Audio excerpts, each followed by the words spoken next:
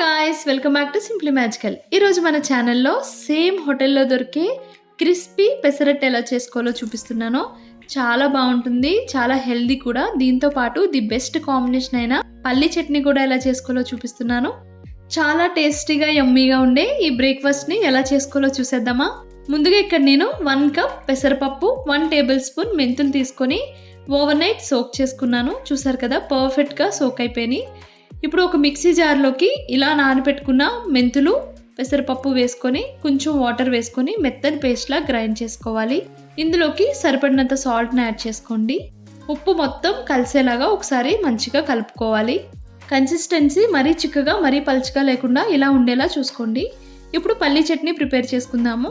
ముందుగా ఒక కడాయి తీసుకొని ఇందులోకి 1.5 టేబుల్ స్పూన్ ఆయిల్ యాడ్ చేసుకోండి. ఆయిల్ కొంచెం వేడయ్యాక ఇందులోకి 1/2 కప్ పల్లీలు వేసుకొని దోరగా వేయించుకోవాలి. పల్లీలు మాడిపోకుండా చూసుకోండి, మాడిపోతే రుచంతా మారిపోతుంది. ఇప్పుడు ఇందులోకి 1/2 టేబుల్ స్పూన్ జీలకర్ర కూడా వేసుకొని వేయించుకోవాలి. పల్లీలు దోరగా వేగాక ఇందులోకి ఒక 7 నుండి 8 పచ్చిమిర్చి మీ కారం బట్టి వేసుకోండి. అలానే 1 ఇంచ్ చింతపండు కూడా వేసుకోవాలి. అండ్ ఇందులో 4 వెల్లుల్లిపాయలు కూడా వేసుకొని ఫ్రై చేసుకోవాలి. ఒక గుప్పెడు కరివేపాకుని శుభ్రంగా వాష్ చేసుకొని దీన్ని కూడా ఫ్రై చేసుకోండి.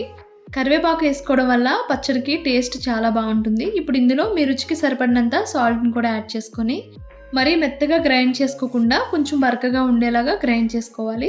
ఇప్పుడు పచ్చడిలోకి పోపుని ప్రిపేర్ చేసుకుందాము. అదే కడాయిలో 1 టేబుల్ స్పూన్ ఆయిల్ వేసుకొని ఆయిల్ కొంచెం వేడయ్యాక ఇందులోకి పోపు దినుసులన్నీ వేసుకొని దోరగా వేయించుకోండి.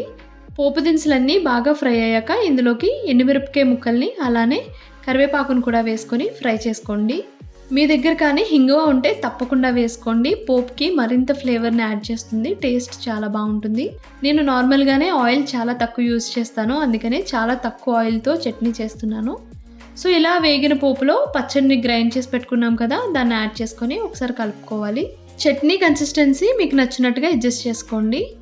చట్నీ అయితే రెడీ అయిపోయింది కదా, పెసరట్టు కూడా వేసుకుందాము. మనం ముందుగా గ్రైండ్ చేసి పెట్టుకున్న పెసరట్టు పిండితో ఇలా తవ్వ పైన బాగా వేడయ్యాక ఇలా దోసలాగా వేసుకోవాలి.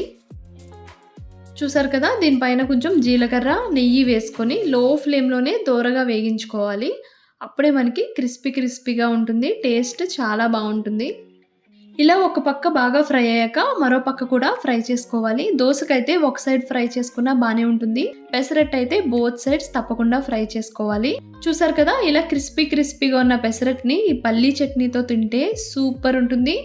మీరు కూడా తప్పకుండా ఈ రెసిపీని ఫాలో అవ్వండి. Thanks for watching my video. నా వీడియో మీకు నచ్చితే please do like, share and subscribe my channel. నా లేటెస్ట్ వీడియోస్ నోటిఫికేషన్ మీకు రావాలి అంటే పక్కనే ఉన్న బెల్ ఐకాన్ని క్లిక్ చేయండి. Bye, see you soon.